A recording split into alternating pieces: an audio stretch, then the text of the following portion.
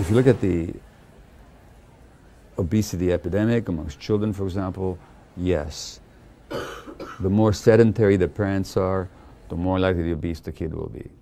The more junk food the parents eat, the more likely the kid is going to be obese. But the harsher the parents are, also the more likely to be the kid is to be obese. And there's an article, it says there, an article I've collected a whole bunch of articles on eating because I'm writing this book. New research suggests that authoritarian parenting style is worse for children's weight than an authoritative one.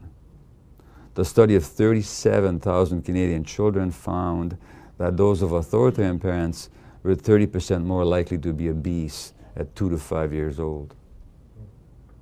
So the Tiger Mom, which again, like, is a huge deal, the Tiger Mom, I don't know how many millions of copies that book sold, it's absolutely toxic, vicious stuff. Because it's basically anti-child. And the Tiger Mom is going to create more obesity, actually. Why? Because human beings have a fundamental need, and that fundamental need is basically to be loved. And being loved doesn't just mean that parents feel love for you. The parents feeling love for you does not mean that you're going to experience being loved. A lot of parents love their kids. I mean, I loved my kids, but that doesn't mean that my kids experience being loved. I mean, I loved them particularly when they were asleep, you know, and next morning, you know, but it's next morning that they need to feel the love, not when they're sleeping. And that means being accepted and valued and celebrated and enjoyed for who they are. But that's the nourishing thing that kids need. And fundamentally, anytime that need is frustrated, whether because people are traumatized and abused or neglected, or whether the parents are too distracted or too depressed to meet the child's needs, that child is going to be short of a fundamental nourishing experience that they will then spend the rest of their lives trying to compensate for.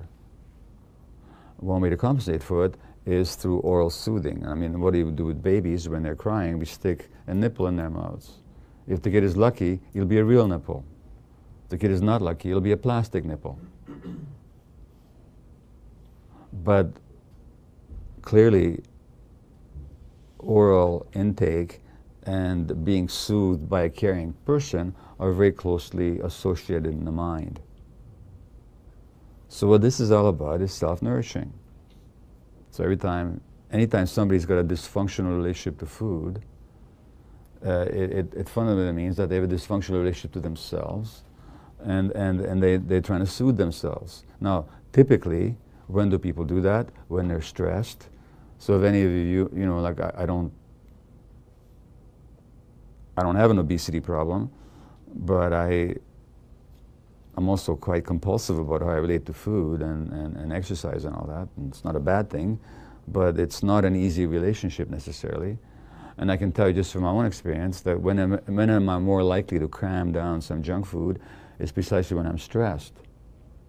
Because the junk foods actually release hormones and substances in the brain that soothe stress.